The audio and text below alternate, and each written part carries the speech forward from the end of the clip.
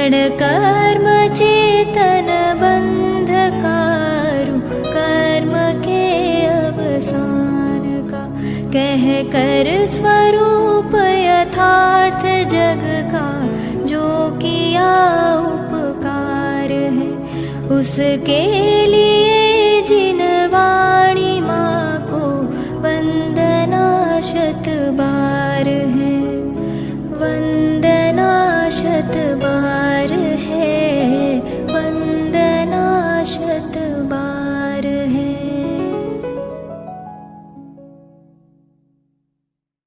प्रज्ञाधीश प्रपूज्यो ज्वल गुण निकरो भूत सात कीर्ति संपत, विद्यानंदोदयाया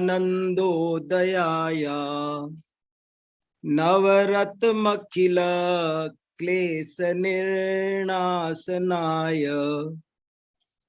तद्गिहि सामंत भद्रिः दिनकर रुचिजित सप्तभंगी विधिदा, भावाद्येकांत चेतः तिमिर निरसनी वो कलंक प्रकाशा, वो कलंक प्रकाशा।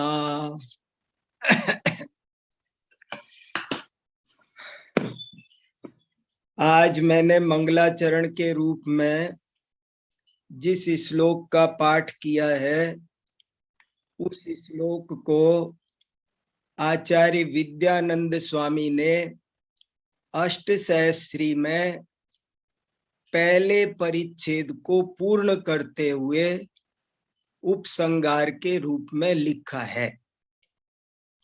अभी पिछले दिनों हमने अष्टसहस्री के 2 मंगलाचरण पढ़े थे, एक हेतुवाद और अहेतुवाद का, और एक अपेक्षैकांत और अनपेक्षैकांत का, यानी 5वें परिच्छेद का और 6ठे परिच्छेद का जो उपसंहार वाला श्लोक है, वो हमने पिछले दिनों पढ़ा और हमने बहुत अपूर्व आनंद प्राप्त किया।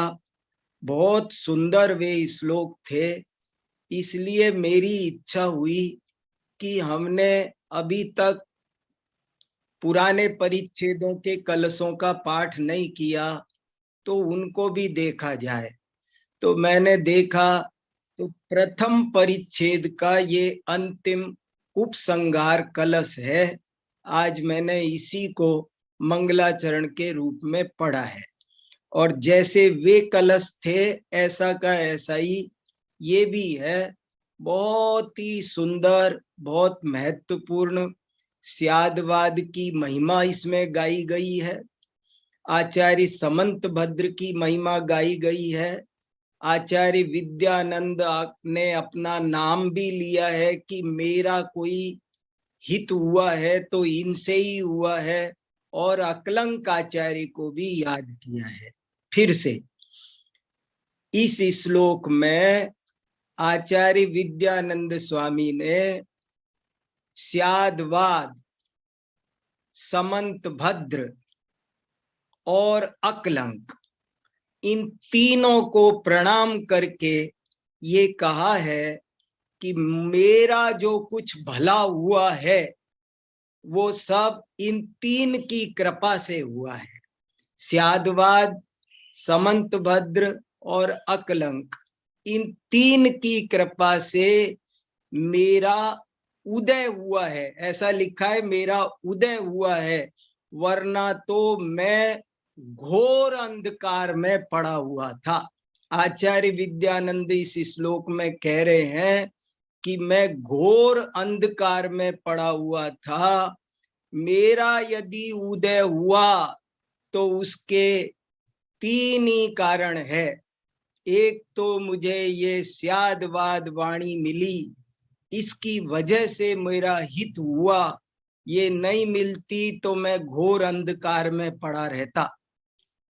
और उस स्यादवादमयी वाणी को समझाने वाले आचार्य समंत भद्र ही हैं। उनकी वजह से मुझे वो अच्छे से तरह समझ में आई, इसलिए मैं उनको भी प्रणाम करता हूँ। और अकलंक आचार्य ने उसको और विस्तार दिया और प्रकाशित किया, इसलिए मैं अकलंक आचार्य को भी प्रणाम करता हूँ। ऐसे 3 चीजों को प्रणाम किया है विनम्रता पूर्वक। बहुत सुंदर, ध्यान देने लायक, पढ़ने लायक, ये दुर्लभ चीजें हैं। अष्टसहस्री के इन श्लोकों का वर्तमान में पठन पाठन बहुत लुप्त है, जबकि ये बहुत ही जैन दर्शन के हृदय हैं, जैन दर्शन के शीर्ष हैं, जैन दर्शन के प्राण हैं, जैन दर्शन के सर्वस्व हैं, जैन दर्शन की आत्मा है ये सब। इसलिए हम सबका पता नहीं कौन सा ये भाग्योदय हुआ है जो हम इन सब को पढ़ रहे हैं, देख रहे हैं। तो देखो, मैं इसका अर्थ आपके सामने खोलने की कोशिश करता हूं। प्रज्ञाधीश प्रपूज्यो, जो प्रज्ञा के स्वामी हैं, जो प्रपूज्य हैं। देखो, प्र उपसर्ग उत्कृष्ट अर्थ में लगाया जाता है। कितनी महिमा उनके हृदय में होगी कि वे प्रज्ञा, ज्ञान के साथ भी प्र उपसर्ग लगा रहे हैं। और पूज्य अकेला नहीं कह रहे हैं, प्रपूज्य कह रहे हैं। जो प्रज्ञाधीश हैं, जो प्रपूज्य हैं, जो प्रज्ञा के स्वामी, विशेष ज्ञान के स्वामी होने के कारण, देखो प्रज्ञा, प्रज्ञा माने क्या? प्रज्ञा माने जो ज्ञान स्यादवादमय वस्तु को जाने, वही प्रज्ञा है, बाकी सब अज्ञान है। मैं एक दिन आपसे कह रहा था ना कि सही नाम क्या? वीर सागर कौन? जो स्यादवाद की बात करे, स्यादवाद समझे, बोले, वो वीर सागर, बाकी सब कायर सागर।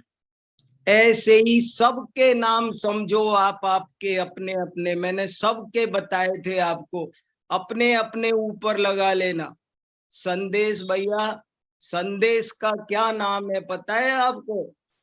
संदेश, संदेश शब्द का अर्थ होता है स्यादवाद। ये तुक्का नहीं फेंक रहा हूं। संदेश संस्कृत की दिस धातु से बना है, सम उपसर्ग पूर्वक। संदेश, सम माने सम्यक, देश माने कथन, सम्यक कथन का नाम संदेश है। तो जो कथन स्यात् पद सहित होता है वही संदेश होता है, बाकी सब कुदेश होता है, इसलिए वो कुकथन होता है। इस बात को बहुत अच्छे से हमें गहराई से, जब तक इस चीज का एहसास नहीं होगा तब तक हम इस स्यादवाद के रत्नाकर में गोते नहीं लगा पाएंगे, इसमें से रत्न नहीं निकाल पाएंगे। इसलिए मैं बार बार जोर दे रहा हूं। क्या लिखा देखो, प्रज्ञाधीश प्रपूज्यो, वही श्रगधरा छंद लग रहा है, 21 वर्ण है। प्रज्ञाधीश प्रपूज्यो ज्वल गुण निकरोद्भूत सत कीर्ति संपत।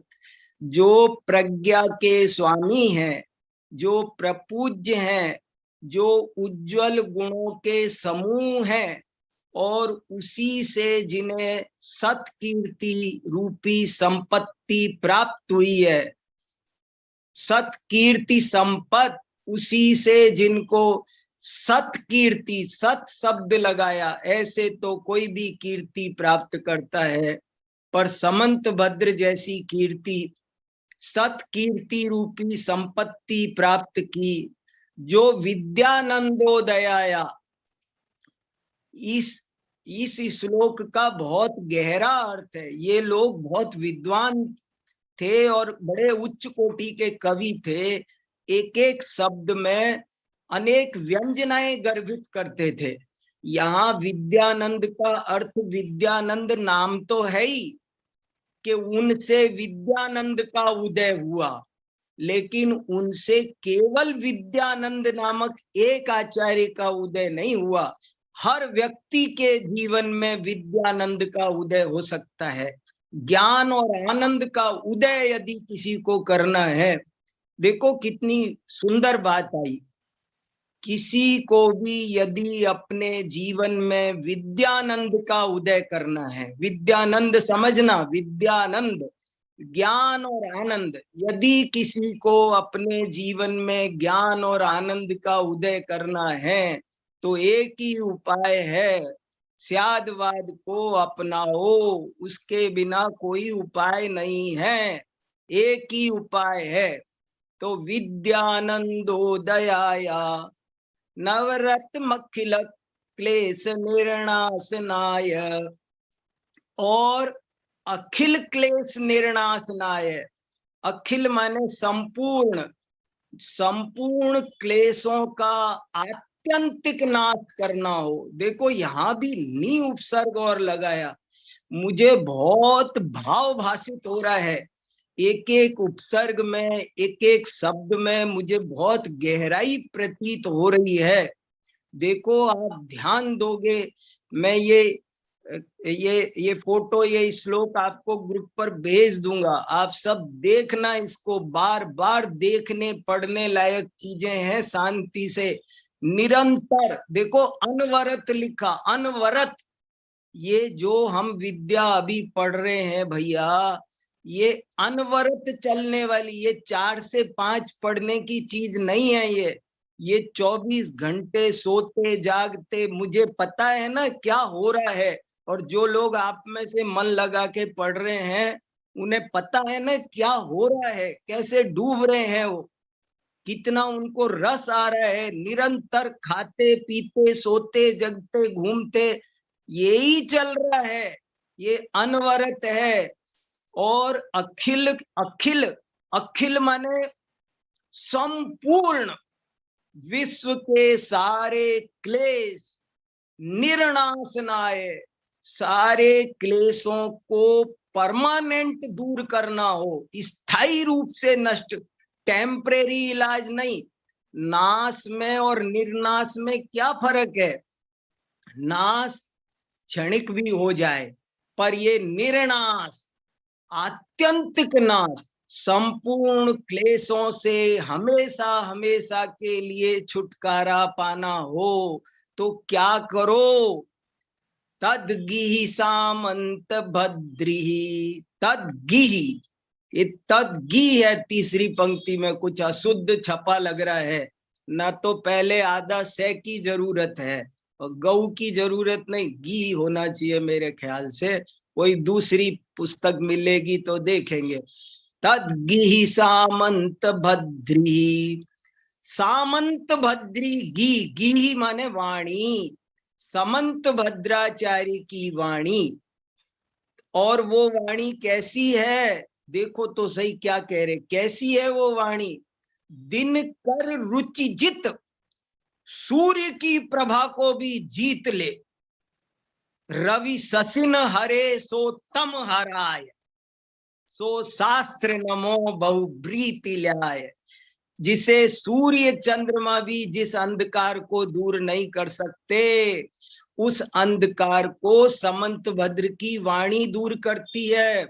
समंत भद्र की वाणी कैसी है, दिन कर रुचि जित, दिन कर माने सूर्य, रुचि माने उसका प्रकाश, उसे भी, सूर्य के प्रकाश को भी जो जीत ले, ऐसी समंत भद्र की वाणी है। क्यों है वो ऐसी, क्यों है वो, सप्तभंगी विधि था, बोले समंत भद्राचार्य की वाणी वो सप्तभंगी विधि के तेज से चमक रही है। इद्दा, इद्दा माने चमचमाट, ढगमगाट, जगमगा रही है, वो प्रकाशमान है, सप्तभंगी विधि से वो प्रकाशमान है। और भावाद्येकांत, ये भावाद्येकांत क्यों लिखा, मैंने आपको बताया ना, ये पहले परिच्छेद का अंतिम श्लोक है, और पहले परिच्छेद में भावा भावादि की बात आई ना, इसलिए यहाँ भावादि एकांत, भावादि माने भाव एकांत, अभाव एकांत, उभय एकांत, वक्तव्य, वही सब। तो भावाद्येकांत चेत तिमिर निरसनी, भावादि एकांतवाद के घोर तिमिर को निराश करने वाली, नष्ट करने वाली, निराकरण करने वाली, खंडित करने वाली सामंत भद्री गी है। वो कलंक प्रकाशा, वो निष्कलंक है। किसमें दीपाली जी? निरसनी में। ये सब में प्रथमा विभक्ति है, निरसनी प्रथमा विभक्ति एक वचन। वो कलंक प्रकाशा, वो हम सबको अकलंक प्रकाश दे। देखो सब जगह विद्यानंद के चार अर्थ है, सामंत भद्री के चार अर्थ है, अकलंक के चार अर्थ है। यहाँ अकलंक माने नाम ही नहीं, अकलंक शब्द का अर्थ है निष्कलंक प्रकाश, निर्दोष प्रकाश हमको मिल जाए। ये एक गजब की बात है। देखो क्या गजब का श्लोक है, कैसे कैसे श्लोक है, इनमें से जी नहीं भरता। अब इसको एक घंटे बात करते रहे, ऐसा सुंदर ये श्लोक है और बहुत सरस है, बहुत गहरा है। एक बार फिर पढ़ता हूं, देखो आप, बहुत अच्छा कलश है।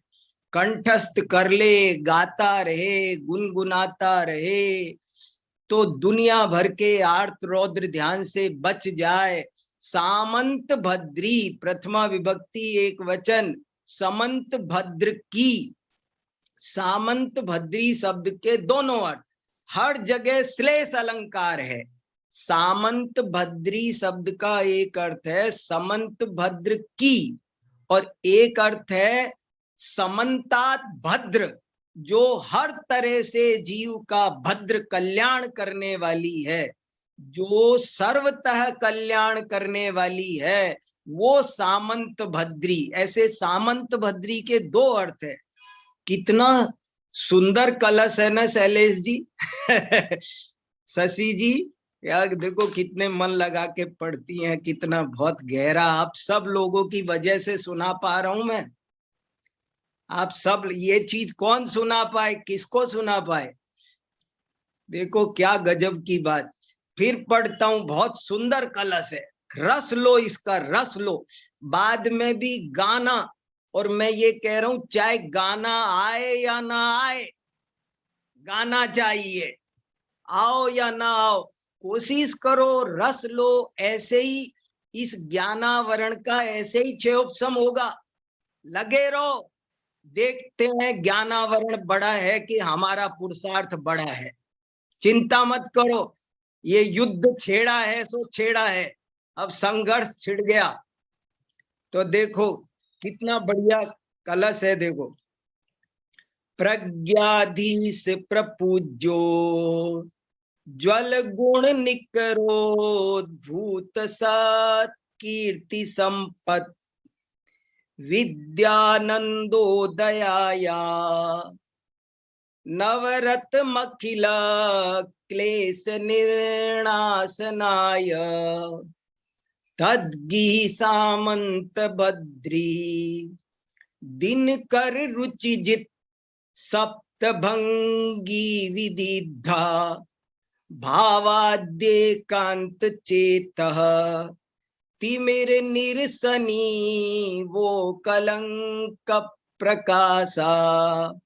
अद्भुत अद्भुत अद्भुत श्लोक है, कितना रहस्य है, कितना गंभीर इसका अर्थ है। मैंने आपको 10% भी नहीं बताया अभी। जो इसमें गहरा भाव भरा है वो इन शब्दों पर चिंतन करो, एक एक शब्द पर चिंतन करो। प्रज्ञाधीश, प्रपूज्य, उज्ज्वल गुण निकर, उद्भूत सत कीर्ति संपत, एक एक शब्द पर। विद्यानंद, जीवन में विद्यानंद का उदय करना हो, ज्ञानानंद का उदय करना हो, वही ज्ञान ज्ञान है जो आनंद दे। ज्ञान और आनंद का अविनाभाव है। यदि ज्ञान हुआ और आनंद नहीं हुआ तो समझो ज्ञान भी नहीं हुआ। इसलिए विद्यानंद का जीवन में उदय करना हो और अनवरत सदा काल प्रति पल प्रति समय इस प्रति समय विद्यानंद का उदय करना, जीवन में हर पल विद्यानंद का पान करना हो तो समंत भद्र की वाणी का पान करो। अखिल क्लेश निर्नाशनाय, ये संपूर्ण क्लेशों को नष्ट करने वाली है। सामंत भद्री तदगी, ये समंत भद्राचार्य की वाणी है। दिनकर रुचि जित, ओ हो, रवि शशि न हरे सो तम हराय, सो शास्त्र नमो बहु प्रीति लाय। वो सूरज क्या अंधकार नाश करेगा, मोह रूपी अंधकार का नाश तो ये सप्तभंगी विधि की तेजस्वी समंत भद्र की जो वाणी है, ये भावादि एकांतों का जो घोर अंधकार है उसको नष्ट करने वाली है। उसे नष्ट करके निष्कलंक प्रकाश देने वाली ये वाणी है। मैं इस समंत भद्री वाणी को, सप्तभंगी विधि को, आचार्य अकलंक देव को भक्ति पूर्वक प्रणाम करता हूं। चले आगे। आनंद आया आप लोगों को? कुछ क्या करे बताओ। ऐसे ऐसे ऐसे जिनवाणी में अमृत भरे है, कितना माल भरा है, कितनी अच्छी अच्छी बात। प्रज्ञा आनंद आ रहा बेटा। कैसे कैसे कलश है, कैसे सरस। अष्ट सहस्त्री का प्रचलन अब है ना खत्म सा है, लोग पढ़ते नहीं, और हम पढ़ रहे हैं तो ऐसा रस बरस रहा है, ऐसा रस बरस रहा है, दिन भर घूम रहा है। हाँ, जिनवाणी अमृत रसाल, क्या बताओ इसकी क्या महिमा है। सूर्य के प्रकाश को भी जो जीत ले वो सप्तभंगी वाणी है, वो स्यादवाद है। हम सब बहुत भाग्यशाली हैं जो इस चीज को पढ़ रहे हैं। देखो, इस चीज को थोड़ा गंभीरता से पढ़ो और बहुत अच्छे से पढ़ो, कोई जरा भी लापरवाही करने की जरूरत नहीं है। चलो कितना बोले, अब 7वां परिच्छेद पढ़ते हैं। क्या हुआ? 1 मिनट।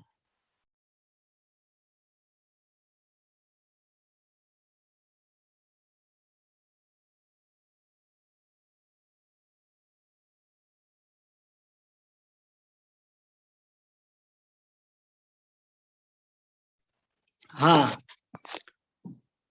7वां परिच्छेद, कारिका नंबर 79, नया परिच्छेद, बहुत बढ़िया विषय, उसको पढ़ते हैं। देखो क्या कहते हैं।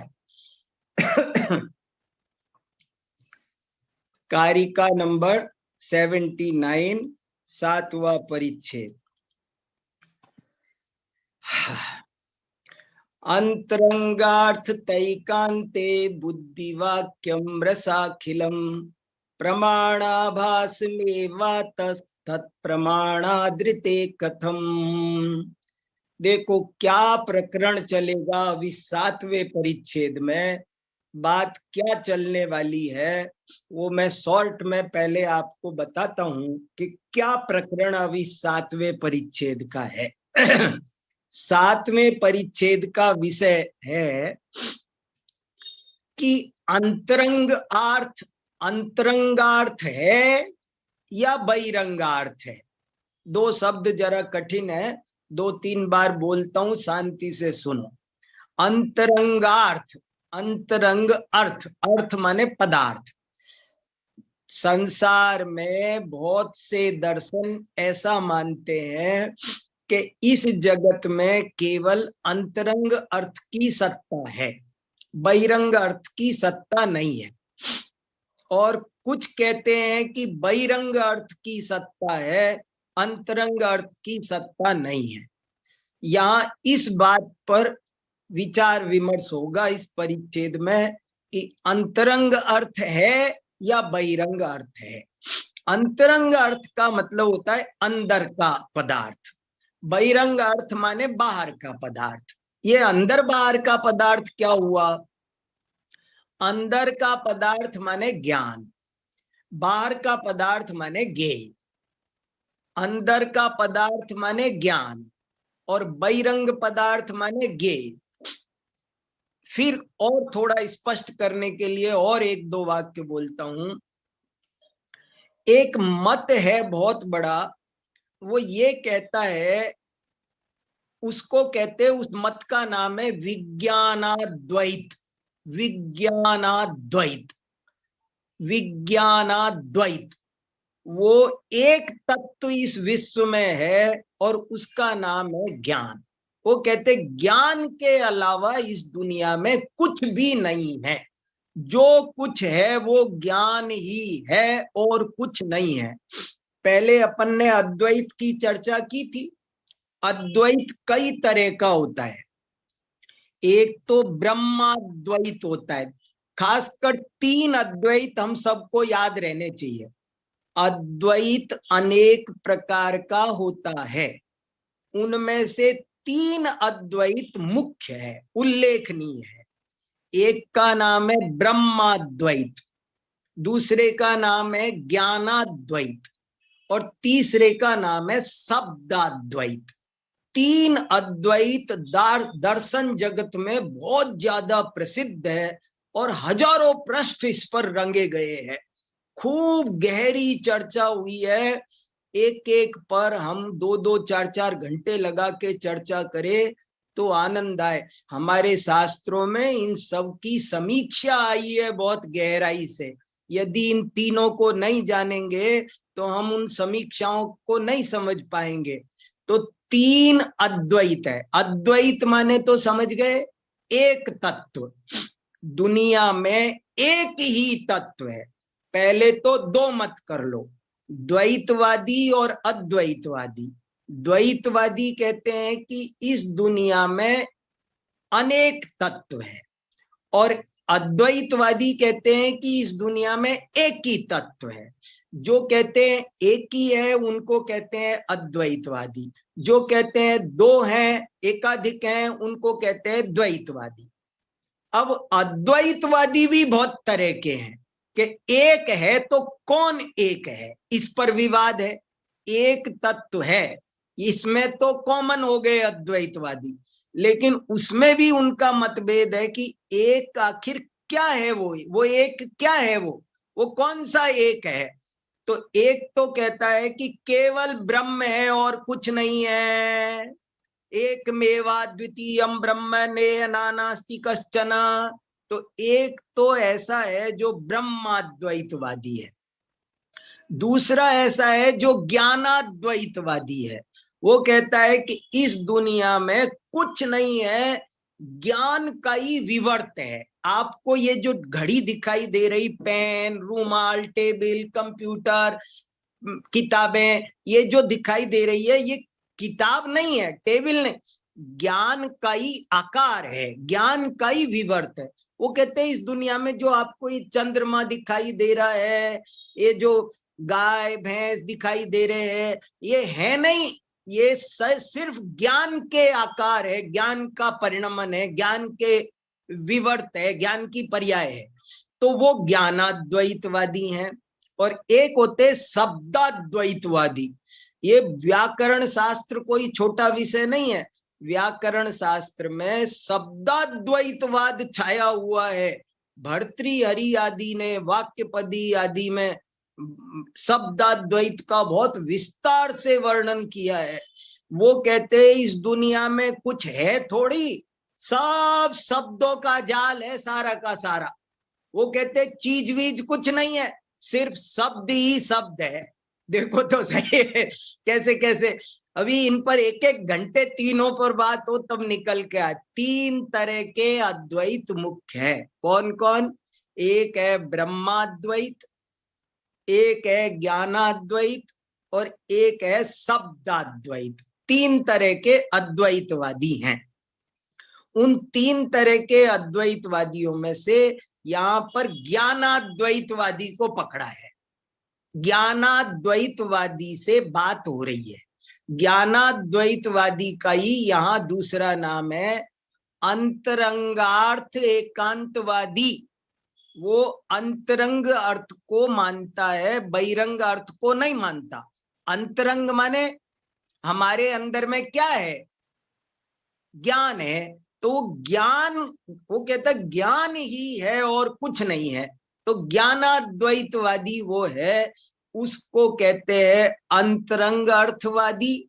और जो बहिरंग पदार्थों की सत्ता मानता है उसका नाम है बहिरंग अर्थ एकांतवादी। एक उदाहरण देके बात आगे बढ़ाता हूं, फिर वहां चलते हैं टॉपिक पर। एक उदाहरण बहुत अच्छा रहेगा समझने के लिए कि जैसे दर्पण है, तो अंतरंग अर्थवादी कहता है सिर्फ दर्पण ही है और कुछ है ही नहीं। इसमें जो मोर झलक रहा है, इसमें जो कुछ झलक रहा है, मोर फोर कुछ नहीं है, वो तो दर्पण ही है और कुछ नहीं है। आपको उसमें जो भी दिखाई दे रहा है वो सब वास्तविक नहीं है, वो दर्पण की ही विकार, दर्पण का ही परिणमन है, दर्पण की ही पर्याय है। तो इसका नाम हुआ ज्ञानाद्वैत। और बहिरंग अर्थवादी क्या कहता है, वो कहता है कि बाहर बाह्य पदार्थों की ही सत्ता है, अंतरंग पदार्थ की सत्ता नहीं है। ऐसे एक ज्ञानाद्वैतवादी है, एक ज्ञेयाद्वैतवादी है। ये दो तरह के अद्वैतवाद है। उन पर बहुत सुंदर चर्चा इस परिच्छेद में, बड़ा अच्छा सर क्या प्रकरण है। देखो अर्थ बताने की कोशिश करता हूं, कारिका का अर्थ लगाते फिर और चर्चा करेंगे। अंतरंगार्थ तैकांते बुद्धिवाक्यम रसाखिलम प्रमाणाभासमेवातस्तत्प्रमाणादृते कथम। अंतरंगार्थ तैकांते, अंतरंगार्थ तैकांत को स्वीकार करने पर, अंतरंगार्थ तैकांते मतलब अंतरंग अर्थ की ही सत्ता होती है, इस एकांतवाद को स्वीकार किया जाए तो बुद्धि वाक्यम रसाखिलम, बुद्धि और वाक्य ये सब मृषा माने झूठे, अखिलम सारे।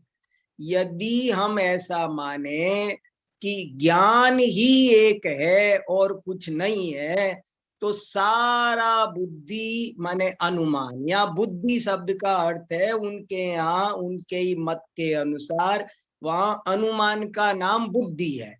तो बुद्धि माने अनुमान ज्ञान, सारा अनुमान ज्ञान और वाक्य कथन वे सब मृषा सिद्ध हो जाएंगे। अखिलम माने सारे के सारे मृषा सिद्ध हो जाएंगे। प्रमाणाभास मेवातः, और जब वे झूठे सिद्ध हो जाएंगे तो प्रमाणाभास ही बचेगा। फिर प्रमाणाभास ही बचेगा और कुछ नहीं बचेगा, प्रमाण नहीं बचेगा। लेकिन आगे कहते हैं तत्प्रमाणादृते कथम, लेकिन वो भी बिना प्रमाण के कैसे बचेगा। प्रमाणा पहले तो कहा वो प्रमाणाभास ही बचेगा, बाद में कहा प्रमाणाभास भी कहां से बचेगा। प्रमाणाभास तो वहां बचता है जहां प्रमाण बचे, लेकिन जब प्रमाण ही नहीं बचेगा तो प्रमाणाभास कैसे बचेगा। प्रमाण ही नहीं है, प्रमाणाभास उनके यहाँ होता है जिनके यहाँ प्रमाण होता है। आपके यहाँ प्रमाण ही नहीं बनेगा तो प्रमाणाभास भी कैसे बनेगा। इस पर थोड़ा सा विचार करना जरूरी है, क्या कहना चाहते हैं। देखो चाहो तो इसमें से एक बार अर्थ पढ़ लेते हैं पूरा जो सामने है। ये थोड़ी सी कठिन है, समझ में आएगी अच्छे से। मैं अर्थ इसमें से पढ़ रहा हूं आपकी स्क्रीन पे से। एकांत से अंतरंग रूप पदार्थ की सत्ता को स्वीकार करने पर संपूर्ण बुद्धि वाक्य असत्य ठहरते हैं। इसलिए इन वाक्यों में प्रमाणाभासता ही आती है। वह प्रमाणाभासता प्रमाण के बिना कैसे हो सकता है? और भावार्थ भी पढ़ते हैं। देखो, एकांत से अंतरंग पदार्थ की सत्ता को स्वीकार किया जाए तो सब बुद्धि और वाक्य मिथ्या हो जाएंगे, और मिथ्या होने से वे प्रमाणाभास ही होंगे।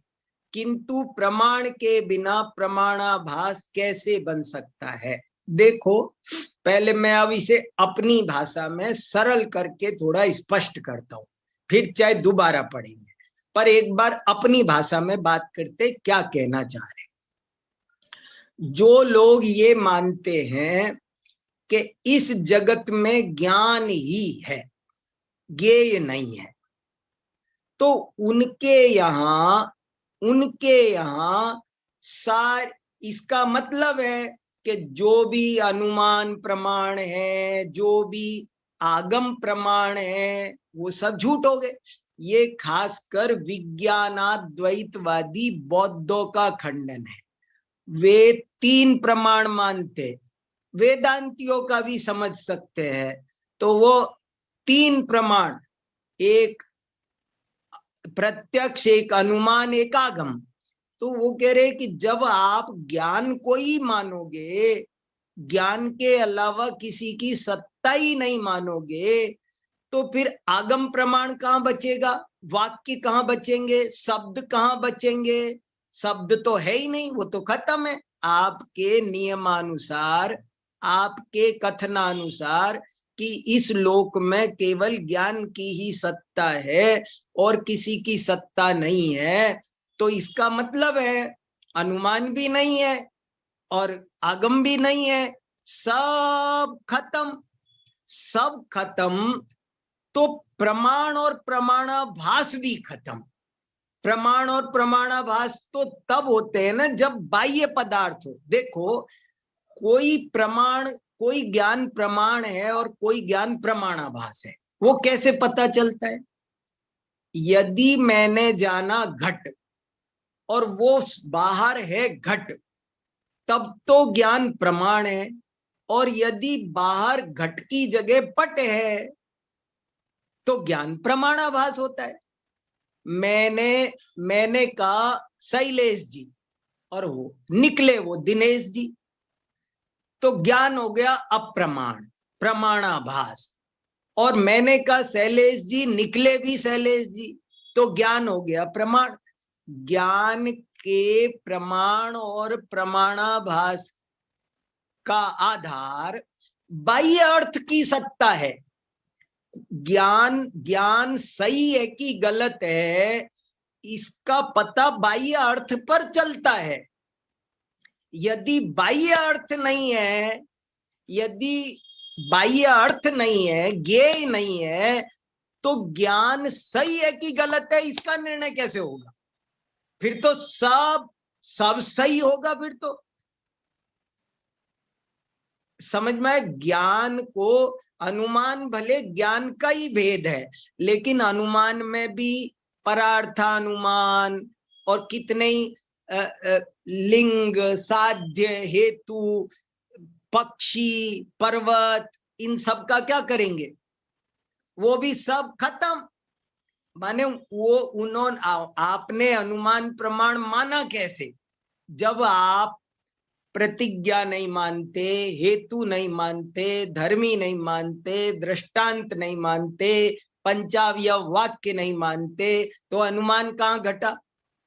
ज्ञान की ज्ञान का प्रमाणत्व या प्रमाणाभासत्व ये तो बाह्य अर्थ के से पता चलता था, और बाह्य अर्थ से पता चलता था, और बाह्य अर्थ की सत्ता आपने मानी नहीं।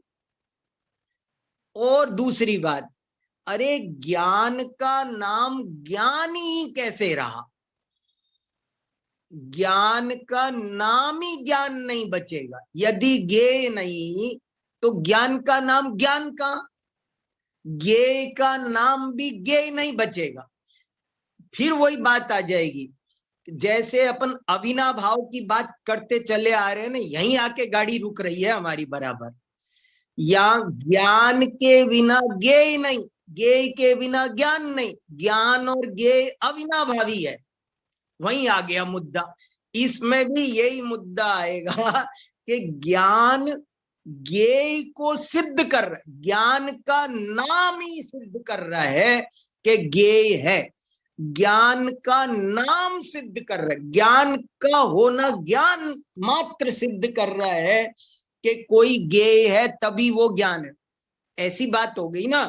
मैं पिता, तो अब पूछने की जरूरत कुछ नहीं है। पिता बोला, इसका मतलब है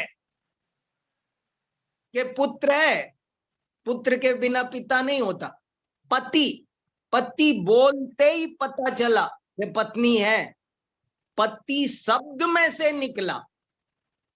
ज्ञान यदि ज्ञेय न माना जाए तो ज्ञान कैसा?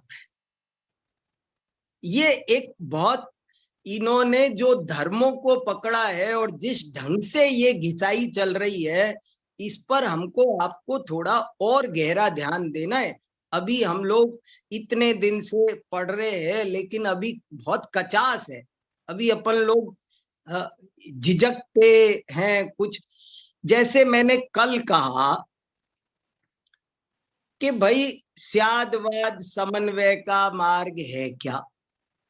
अब आप लोगों को क्यों अब तक कंफ्यूजन होता है, क्यों कमजोर रहते हो? आपको कोई भी प्रश्न पूछने दो, कोई भी संसार का कोई भी प्रश्न पूछने दो, आपका उत्तर फिक्स है, स्याद अस्ति स्याद नास्ति। आपको क्यों डाउट होता है? मुझे इस बात की चिंता है, इसका मतलब ये क्या है, मामला क्या है, क्यों गड़बड़ हो रही है, हमको क्यों नहीं लगाना आ रहा है, क्यों नहीं घटाना आ रहा है? मैं आपसे कहता हूं, मेरे पास आप 1,00,000 क्वेश्चन लाओ, जितने भी क्वेश्चन जहां भी पड़े हो ना, कौन बनेगा करोड़पति के सारे ले आओ मेरे पास में, यूपीएससी की एग्जाम के सारे ले आओ, जितने भी आते हैं ना प्रश्न यस और नो के, यस और नो के प्रश्न आते हैं ना, आप मेरे पास ले आओ, सारे के सारे प्रश्न लाओ, 10,00,000 प्रश्न लाओ। मेरी जिम्मेदारी है, मैं सिद्ध करके बताऊंगा स्याद अस्ति स्याद नास्ति। इसमें हमको क्यों संकोच होता है समझ में नहीं आता। और ऐसे हमको, हाँ, ट्रू फॉल्स वाले कितने भी लाओ, जितने भी जहां जितने हैं ना। और स्यादवाद जैसे गूढ़ गंभीर सिद्धांत को समझना हो ना, तो आपको ऐसे कठिन 150 वाक्यों पर घटित करके देखना पड़ेगा। ये इसके बिना बात नहीं बनेगी, लगाना आना चाहिए। घबराते क्यों हैं? दिक्कत क्या आ रही है? मैं तो कहता कौन बनेगा करोड़पति की तरह एक गेम बना दूं आपके लिए, कौन बनेगा स्यादवादी। और मैं आपसे 15 प्रश्न पूछूंगा, 15 वाक्य दूंगा आपको जबरदस्त, और कहूंगा स्यादवाद से उत्तर दो। अरे सप्तभंग घटाना आना चाहिए। हाँ, इस पर लगाएंगे रजनी जी, हम किस लिए बैठे हैं? नहीं, सब चीजों पे घटाएंगे। नहीं, आप कोई भी प्रश्न लाओ। देखो, अनंत विवक्षाओं की हत्या नहीं करनी है। आगम में कहा है अनंत विवक्षाएं होती हैं, जावदिया वचन वहा तावदिया चेव होंती नयवादा। नयवाद किसका नाम है? जितने वचन विकल्प है उतने ही नए हैं, उतने ही नए हैं। आपको बिल्कुल घबराने की जरूरत नहीं है। हर बात नाना विवक्षाओं से बातें बैठती है, हर कोई वाक्य सिद्ध होता है। कल कह रहे थे ना कि सम्यक दर्शन ज्ञान चारित्र मोक्ष मार्ग है, अब इसमें भी स्यादवाद लगाएं क्या? मैंने कहा मेरी अदालत में तो लगेगा। मेरी अदालत में कोई बच के जाने वाला नहीं है, यहाँ सब पे लगेगा। जो हजारों विवक्षाएं है, एक थोड़ी है। आप कल्पना करो, मैंने 3 फैक्ट्री खोल रखी हैं, 3 एजेंसी, 3 कारखाने खोल रखे हैं। एक कारखाने का नाम है सम्यक दर्शन, एक कारखाने का नाम है सम्यक ज्ञान, और एक कारखाने का नाम है सम्यक चारित्र। और रात और दिन 24 घंटे उस आरंभ परिग्रह में मैं डूबता रहता हूं। तो मुझे शैलेश जी क्या कहेंगे कि आपके ये जो सम्यक दर्शन ज्ञान चारित्र है ना, ये संसार मार्ग है, ले बैठेंगे, आपको डुबो देंगे। क्या है इसमें, क्या है इसमें? अरे आचार्यों ने नाम, निक्षेप, स्थापना, द्रव्य, भाव, कितने कितने 10 तरह के सत्य, इतनी विवक्षाएं हैं जिनका कोई देखो, एक बात है, कोई आदमी कुछ भी कहे, आपको परेशान होने की जरूरत नहीं है। ये उसका दायित्व है, वो सिद्ध करे। अगर वो घड़ी को गधा कह रहा है तो आप कहने दो, गधे को घड़ी कह रहा है तो कहने दो। ये घड़ी घड़ी ये गधा है? गधा नए से गधा ही है। गधा नए से हर वस्तु गधा है, घड़ी नए से हर वस्तु घड़ी है। नए का नाम है दृष्टि। वो दृष्टि में, मेरी दृष्टि में जो घूम रहा है, मैं तो वो बताऊंगा ना।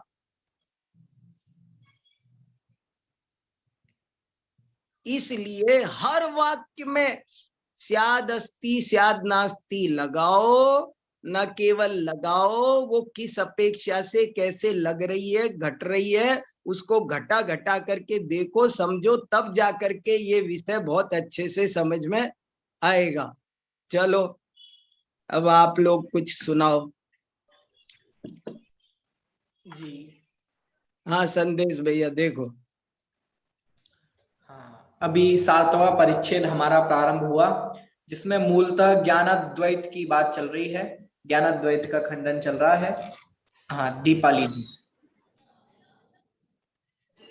हाँ नमो जिनाणम गुरु जी। हाँ, नमो जिनाणम, बताइए। अभी जैसे रजनी जी ने कहा था कि सुमेरु 1,40,000 योजन है। हाँ, तो ये तो प्रमाण योजन अपेक्षा हो गया। हाँ, और व्यवहार योजन भी होता है ना, तो व्यवहार योजन अपेक्षा नहीं हो गया, ऐसे वेरी लगा गुड, सकते हैं। बहुत बढ़िया। लो, लग गया, 1 मिनट में लग गया। कितनी देर लगी?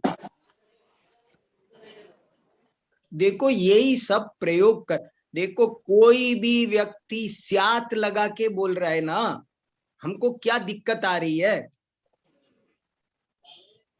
देखो, हम सब स्यादवाद जैसे सिद्धांत को समझने बैठे हैं, तो थोड़ी जिम्मेदारी से, इतने दिन हो गए अपने को समझते समझते, बहुत शांति से। देखो, मैं आज राजवार्तिक में क्या पढ़ रहा था, आज मैं राजवार्तिक में पढ़ रहा था, बहुत गजब की बात। ये पढ़ रहा था कि जब हम कुछ बोलते हैं, जैसे ही हम कुछ बोलते हैं, देखो क्या लिखा, तेन इतर निवृत्ति प्रसंग।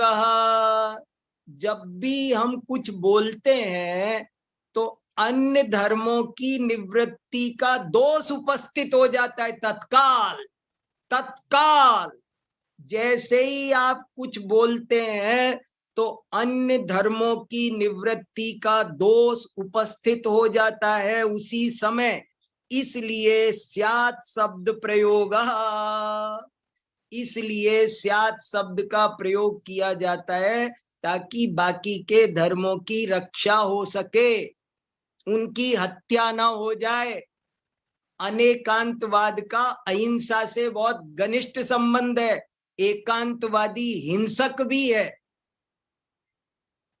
अकेला अज्ञानी नहीं है, एकांतवादी हिंसक भी है, क्योंकि वो अन्य धर्मों की हत्या कर रहा है, वो वस्तु स्वरूप की हिंसा कर रहा है। स्वपर प्रणासी कहा, स्वपर प्रणासी, आत्मघाती। कैसे कैसे शब्द आए हैं, बिल्कुल सही है जी। डॉक्टर RM दोषी जी। जी।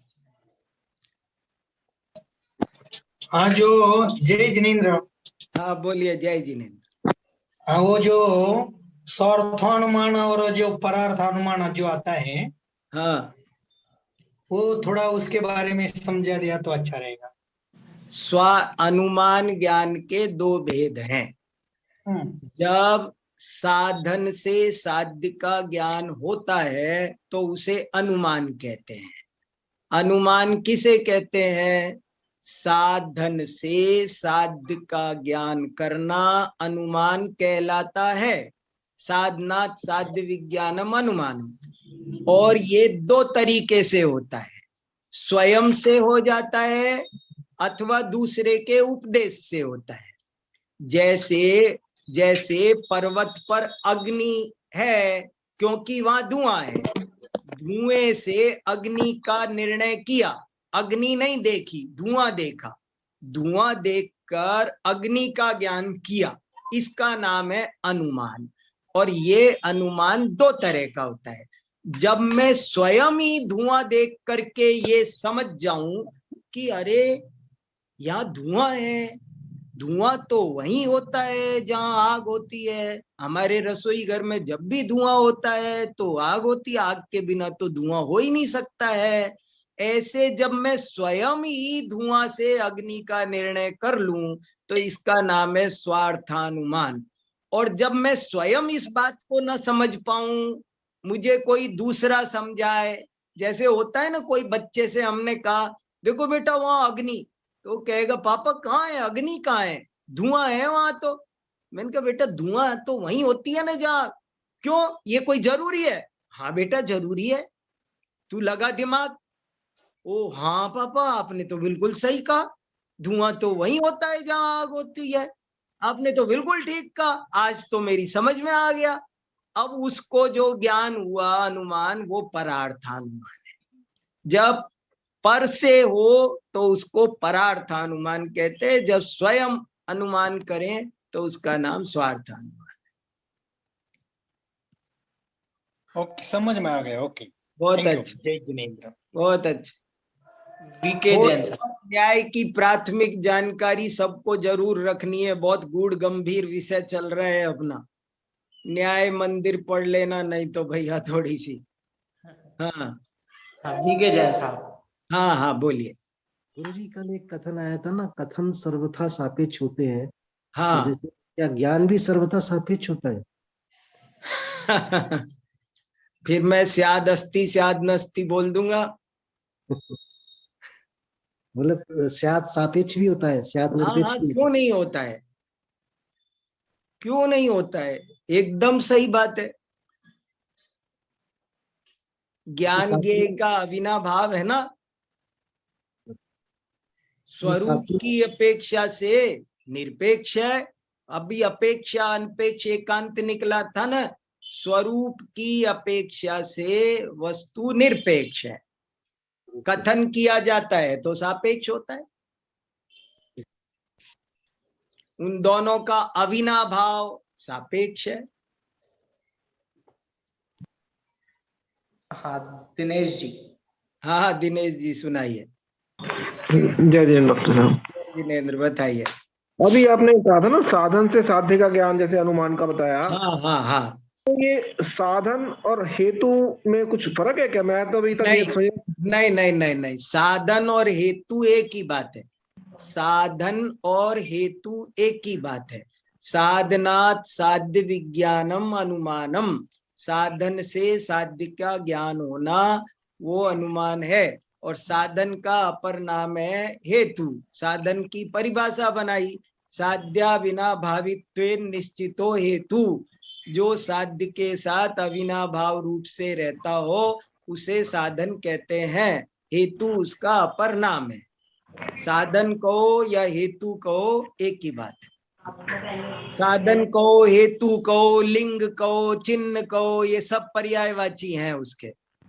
धन्यवाद, यही पूछ।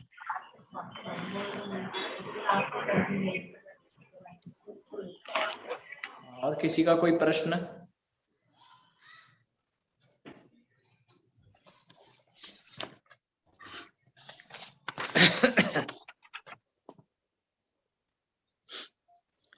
मुझे तो यही खास बात एक बहुत जोर दे के कहना है कि आप थोड़े दिन तो प्रैक्टिस करो, थोड़े दिन, कम से कम 1 महीना 2 महीना ऐसा कुछ लगाओ कि मेरे सामने जो भी वाक्य आएगा मैं उसमें स्याद अस्ति स्याद नास्ति लगाऊंगा। लगा के घर में थोड़ा सा प्रैक्टिकल करके देखो, और जब प्रैक्टिकल करके देखेंगे, जब लग जाएगा, तब आपको स्यादवाद का मर्म समझ में आएगा, स्यादवाद की व्यापकता समझ में आएगी, उसका सही स्वरूप स्पष्ट होगा। उसके बिना नहीं होगा, नहीं तो बहुत दिक्कत आएगी। कई ये स्यादवाद अच्छे से लगता नहीं है लोगों से।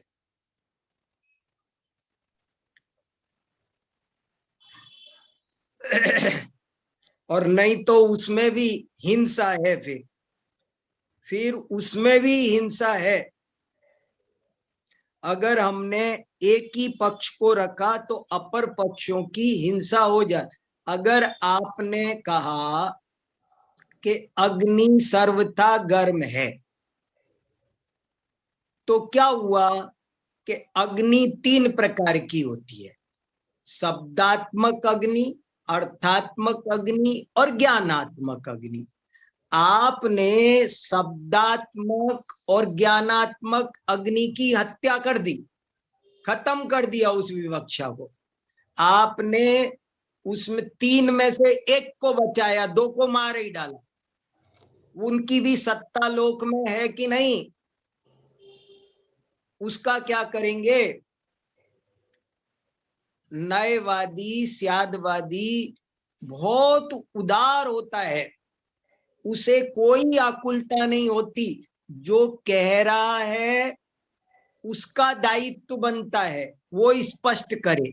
स्यात लगाया है ना, बस हमारा काम इसमें खत्म है। स्यात लगाते ही स्यात्कारः सत्य लांछना, बिल्कुल सम्यक एकांत और मिथ्या एकांत में यही फर्क है। स्यात लगा है तो सम्यक एकांत है, और स्यात नहीं लगा है तो मिथ्या एकांत। हाँ वैभव जी। पंडित साहब, ये जो उपमान और प्रतिविज्ञान में क्या अंतर है? क्या उपमान और प्रतिविज्ञान दोनों में हाँ, क्या फर्क है? नहीं, ये अलग अलग मत वालों के प्रमाण है। हमारे यहाँ तो उपमान को भी प्रत्यभिज्ञान में ही ले लिया। उपमान का मतलब होता है ये उसके जैसा है। उपमान प्रमाण एक प्रमाण का नाम है जो जैन दर्शन नहीं मानता। जैन दर्शन उसका अंतर्भाव प्रत्यभिज्ञान में कर लेता है, और उपमान प्रमाण का अर्थ होता है ये उसके जैसा है। और प्रत्यभिज्ञान प्रमाण ये होता है कि हमने पहले कोई चीज देखी और अभी कोई चीज देखी। दर्शन स्मरण कारणकम संकलनम ज्ञानम प्रत्यभिज्ञानम। प्रत्यक्ष दर्शन और पूर्व दर्शन का तुलनात्मक ज्ञान प्रत्यभिज्ञान कहलाता है। तुलनात्मक ज्ञान प्रत्यभिज्ञान है। वर्तमान प्रत्यक्ष और जोड़ रूप ज्ञान, वर्तमान प्रत्यक्ष और पूर्व प्रत्यक्ष के जोड़ रूप को, उन दोनों को जोड़ने वाला जो ज्ञान है वो प्रत्यभिज्ञान है। इसीलिए प्रत्यभिज्ञान को नित्यता अनित्यता दोनों को बताने वाला सिद्ध किया पहले। तो उपमान हम लोग नहीं मानते हैं, बिल्कुल हम नहीं फिर उत्तर दो, स्याद अस्ति स्याद नास्ति। अच्छा, अरे भाई, जब हमने उसे गर्भित कर लिया, जब हमने प्रत्यभिज्ञान में गर्भित कर लिया तो हम मानते हैं, अलग से नहीं मानते हैं। देखो बिल्कुल कितना बढ़िया सुंदर उत्तर है। पूर्ण उत्तर, पूर्ण सत्य का प्रकाशन करना हो तो देखो लिखा, सप्तभंगी का तेज सूरज से भी ज्यादा तेज है। वो सप्तभंग से पूर्ण उत्तर आएगा कभी भी। हम लोग वस्तु व्यवस्था समझने बैठे हैं। एक तो ये बात मत भूलना, कोई भी ये बात मत भूलना कि हम यहाँ पर वस्तु व्यवस्था समझने बैठे हैं। क्या वस्तु की व्यवस्था क्या है? और वस्तु की व्यवस्था को समझाने के लिए स्यादवाद बहुत मददगार सिद्ध होता है, क्योंकि वस्तु अनेकांतात्मक है। तो ये अपने जो परोक्ष जो ज्ञान है उसको 5 भेद अपने इसमें किए, हाँ और कहीं कहीं अन्य उसमें समुदाय में 6 भी माने उन्होंने, तो हाँ 6 5 में गर्भित हो गए ऐसा अपन मानते हैं। नहीं, सब जगह सबके हो गए ऐसा नहीं है। अब कितने ही स्मृति प्रमाण को नहीं मानते हैं, हम तो मानते हैं। तो सब जगह नहीं, एक उपमान प्रमाण की बात आपने पूछी थी तो हमने बता दी कि वो यहाँ गर्भित होता है, लेकिन सब कोई हो जाते हैं ऐसा जनरलाइज मत करना उत्तर को। नहीं, जो छठा जो उन्होंने बताया है, मैंने पढ़ा था छठा भी, तो छठा उसी में गर्भित हो जाएगा। कौन सा छठा? एक सेकंड पढ़ रहा था मैं। वो तो सबके अलग अलग है। हाँ, सबके अलग अलग है, मतलब अपने इसमें 5 बताए, तो मैक्सिमम अपने इसमें 5 बताए थे। अपन 5 को मानते हैं मैक्सिमम, कोई लोग 6 को मानते हैं। तो 6 मानते, तो हमारे 5 मिला के 6 नहीं मानते, उनके बिल्कुल अलग अलग 6 है। ऐसे थोड़ी हमारे 5 प्लस 1 उनका और ऐसा नहीं है, वे स्मृति मानते ही नहीं। उनके 6 के 6 अलग है, एकादा को मिला, एकादी मिलता है।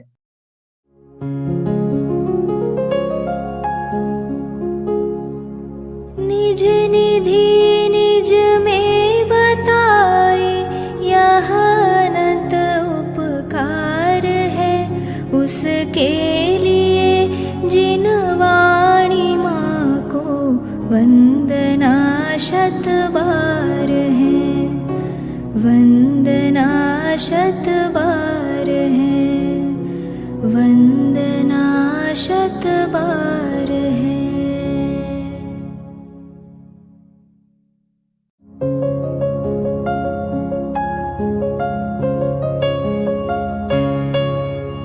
हे जिन वाणी भारती तो ही जपो दिन रैन, जो तेरी शरणा गहे सो पावे सुख चैन। जा वाणी के ज्ञान ते सूझे लोकालोक, सो वाणी मस्तक नवो सदा देत हो ढोक, सदा देत हो